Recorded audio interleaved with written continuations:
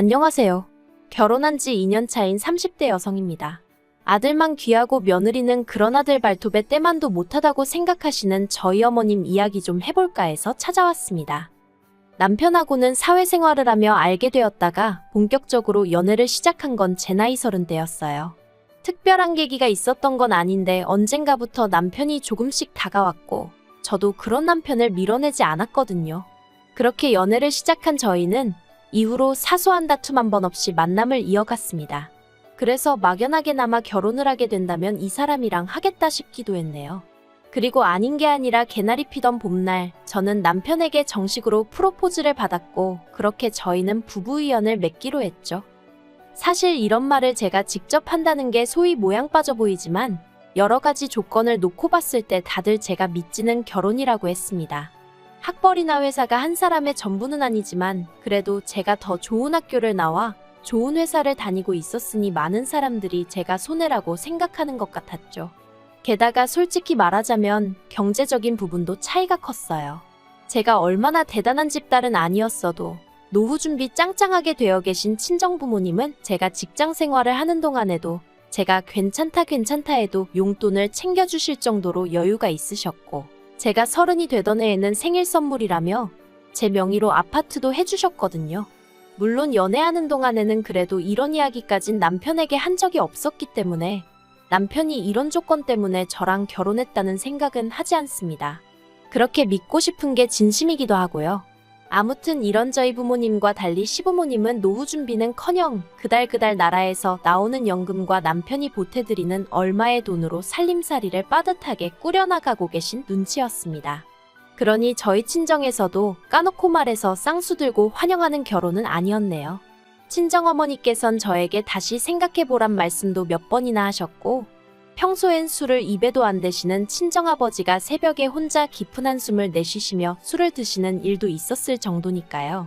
그런데도 그땐 정말 제 눈에 뭐라도 씌었던 건지 죄송한 마음과는 별개로 남편과 결혼은 꼭 하고 싶었어요. 결혼해서 잘 사는 모습만 보여드리면 다 용서해 주실 거라고 오히려 그땐 반대하신 걸 미안해하게 되실지도 모른다고 나름대로 그런 희망을 갖고 말이죠.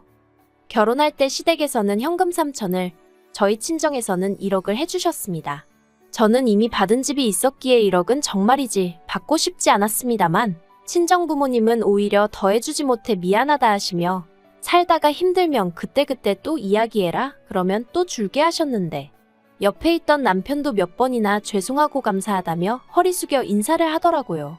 생색을 낸다거나 유세를 부리고 싶은 건 결코 아니었지만 그래도 남편이 고마운 마음을 그렇게라도 표현해주니 기분이 나쁘진 않았던 게 사실입니다. 하지만 시부모님이 보여주신 반응은 정말이지 뜻밖이었어요. 솔직히 말해서 제가 어디 내놓으라 하는 1등 신부감까지는 아니라고 해도 타박을 들을 정도는 아니라고 생각했거든요. 하지만 시부모님께서는 저희 친정에서 왜 예단을 제대로 챙기지 않는 건지 그런 걸 흠잡으시며 저를 앞에 앉혀두고 싫은 소리만 해대셨습니다. 특히나 어머님께서는 그 1억이 막말로 당신 쓰라고 해주는 돈도 아니고 딸인 저 편하라고 주는 거 아니냐 하시며 그럼 그건 그거고 예단은 예단이지 하시면서 당신은 그래도 명품백 하나는 받아야 마음이 풀리겠다 그런 말씀을 대놓고 하시대요. 물론 해드리진 않았습니다. 친정에 말을 전했다면 당연히 해드리라고 하셨을지도 모르겠습니다만 그렇게까지 하고 싶지 않았거든요. 그리고 예단을 해드리면 저도 예물을 받고 싶어질 것 같았는데 솔직히 지금 이 상황에 못할 말이 뭐가 있겠어요? 까놓고 말해서 시댁 사정상 예물을 못 해주실 게 뻔했거든요.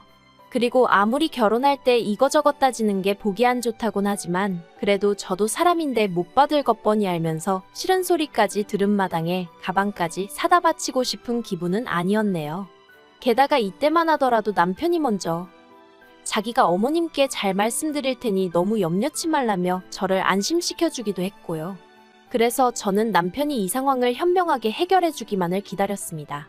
실제로 어머님이 아주버님도 있지만 둘째인 저희 남편을 더 좋아하셨으니까 남편이 나서만 준다면 크게 문제될 건 없겠다 싶었기도 하고요. 말이 나왔으니 말이지만 남편보다 4살이 많은 아주버님은 남편이 표현하기를 집안의 골칫덩이라고 했습니다. 어려서부터 한탕주의라고 하나요? 대박 한 번이면 인생 역전이다 그 소리를 해대며 어디 한 곳에 제대로 정착하지를 못하는 성격이라 했거든요. 그리고 실제로 그런 성격 때문인지 아주버님은 대학교를 졸업한 이후로 그 어느 회사도 1년 이상 진득하게 다녀본 적이 없다고 들었습니다. 결혼한 형님과도 사귄 지 2달 만에 형님이 임신을 하면서 어쩔 수 없이 식을 올렸다고 했고요. 그리고 상황이 이렇다 보니 어머님께선 아주버님은 아픈 손가락, 남편은 유일한 희망모 그런 식으로 대하셨죠. 그리고 저는 어머님이 그토록 둘째인 저희 남편을 사랑하고 아끼시는 만큼 저 또한 그렇게 대해주실 줄 알았습니다. 그토록 소중한 아들이 사랑하는 여자라 하니 분명 그렇게 대해주시리라 믿었죠. 하지만 그건 말 그대로 떡줄 사람은 생각도 않는데 김칫국을 마시는 거나 다름이 없었습니다. 지금 돌이켜 생각해보면 어머님은 저를 당신이 사랑하는 아들을 훔쳐간 여자 정도로만 생각하셨던 것 같아요. 처음에 시댁에 인사를 드리러 갔을 때였습니다. 담담한 표정의 말수가 적으셨던 아버님에 비해 어머님은 얼굴색이 조금은 상기되어 있었고 목소리가 크시더라고요. 그리고 무엇보다도 저에게는 별 관심이 없으셨던 반면 남편한테선 눈을 떼지 못하셨어요. 우리 아들 타지에서 고생이 많다.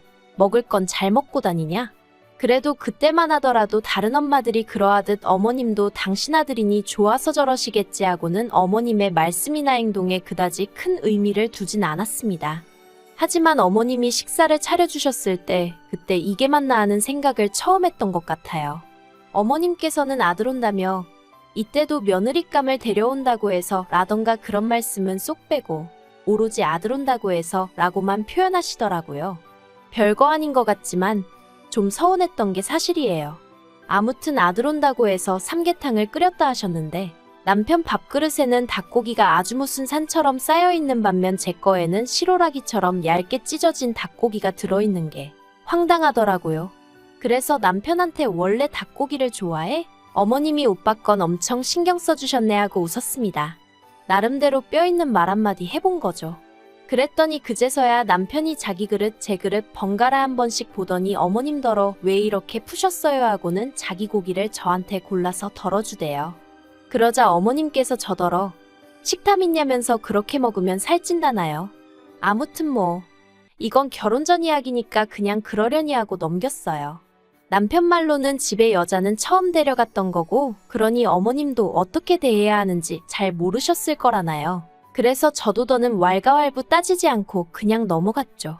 그리고 결혼하고 나서 좀 친해지면 달라지실 거란 막연한 기대도 있었고요.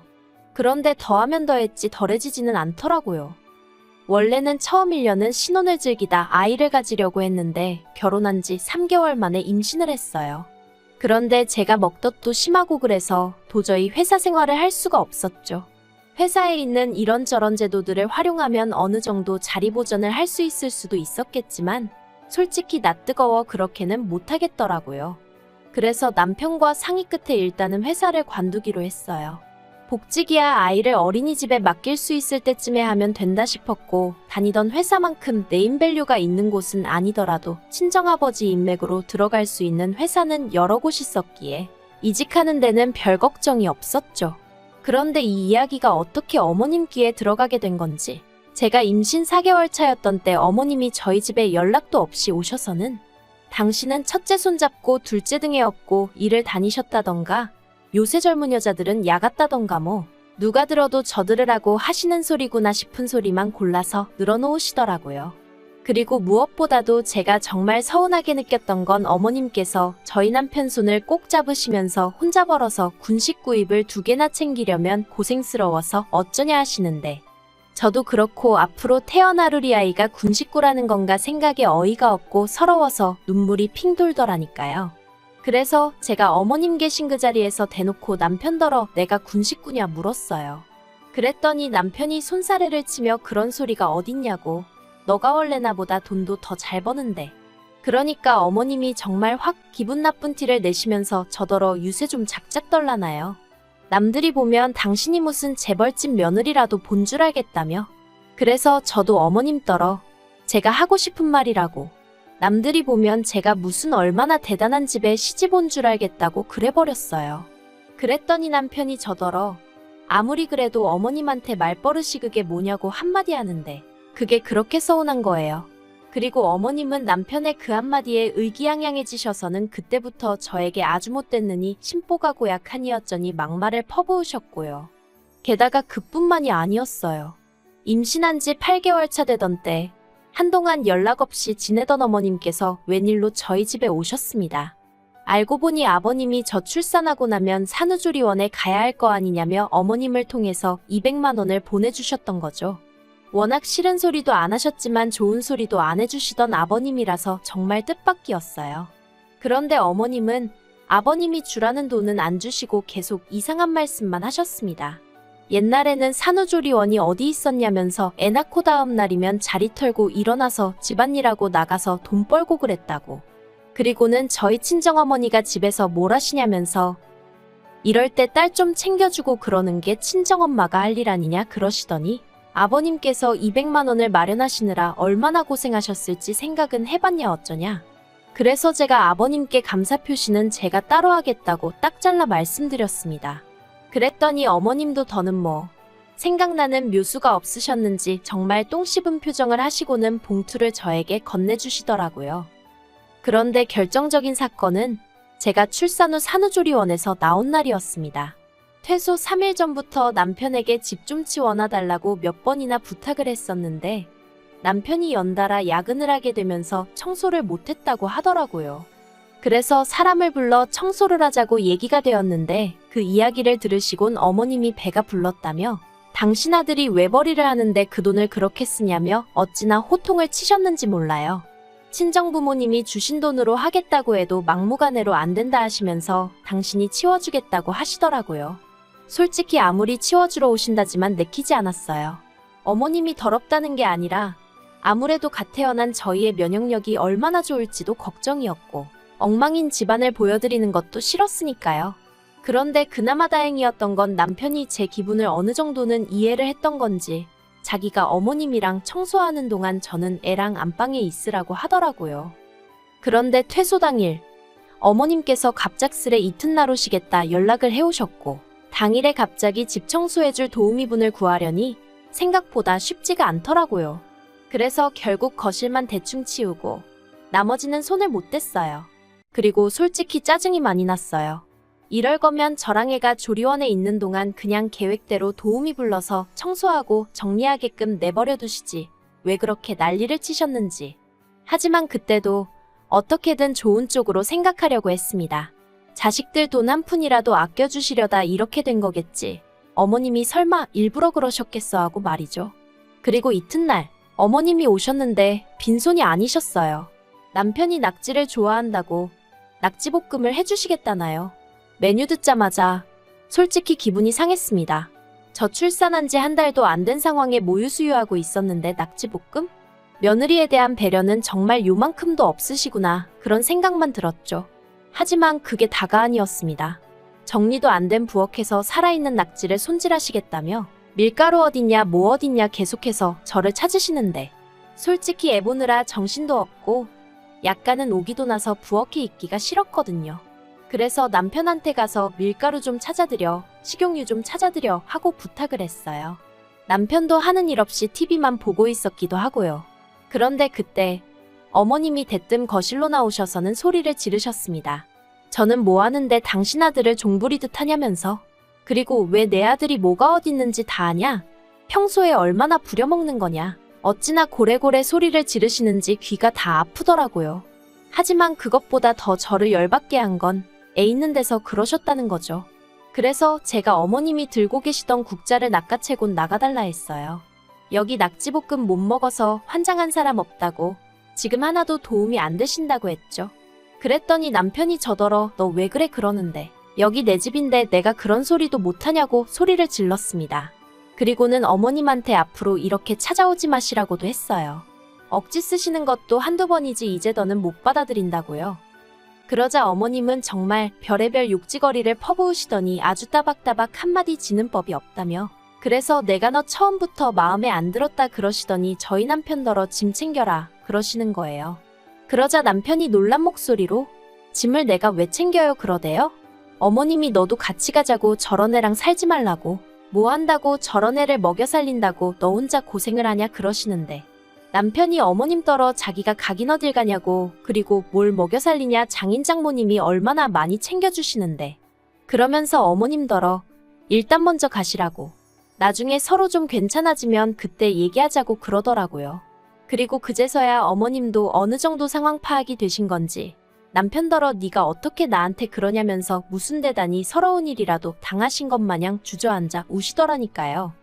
그리고 그날 결국 남편에게 저는 더는 어머님하고 웃으면서 못 지낼 것 같다고 했습니다. 당신은 어머님을 보고 지내겠다고 해도 난 괜찮다고. 하지만 나에게 더는 며느리 노릇을 기대하지 말라 했죠. 그리고 어머님은 이제 내 집에도 못 오시게 해달라고 했어요. 연락을 미리 주시든 안 주시든 집에 오시는 일은 없게 해달라고 했죠. 뿐만 아니라 어머님한테는 앞으로 우리 애도 안 보여드릴 거라고 했네요. 갓 태어난 손녀 앞에서 엄마 욕을 하는 할머니가 세상에 어딨냐고. 어머님은 할머니 자격도 없으신 분이라고요. 그리고 모든 상황을 옆에서 지켜봤던 남편도 차마 어머님 편을 들 수는 없었던 모양입니다. 그저 고개만 떨구고 한숨만 내쉬더니 알겠다고 했으니까요. 그리고 이후로 반년이란 시간이 지났는데 어머님한테서 2번 정도 연락이 왔어요. 처음엔 저더러 당신이 제 가면을 벗겼다며 진작에 제가 무서운 X인 걸 알았다. 지옥이 무섭지도 않냐 뭐? 말 같지도 않은 이야기를 하셨고요. 2번째 연락 때는 천륜을 끊어놨다면서 저더러 사람도 아니라고. 죽어서라도 저희 남편하고 당신 핏줄을 되찾아가겠다 뭐 그런 말씀을 하시대요. 그래서 제가 마음대로 하세요라고 답장만 했어요. 사실 그렇게 악에 바치신 게 처음 문자를 보내셨을 땐 제가 답장은 안 하고 그냥 문자 그대로 남편에게 보여줬거든요. 그랬더니 남편도 그때는 아주 절레절레 진저리를 치더라고요. 이런 분이 아니셨다면서 속상해 미치겠다면서 말이죠. 이러니 형수도 어머님이라면 치를 떠나보다고. 참고로 저희 형님도 어머님하고 연락 안 하고 지낸 지 오래였거든요. 솔직히 저는 별로 걱정되는 건 없어요. 저는 남편만 자기 자리 잘 지키고 자기 역할만 잘해준다면 바라는 것도 없고요. 막말로 이러다가 어머님이 또 제 인생에 불쑥 머리 들이밀고 아는 체를 하신다면 그땐 남편도 버려야겠다는 생각은 들지만요. 당장은 뭐 더는 스트레스 받을 일도 걱정도 없습니다. 어머님한테 바라는 것도 없어요. 알아서 잘 사세요. 제가 해드릴 수 있는 최선의 덕담입니다.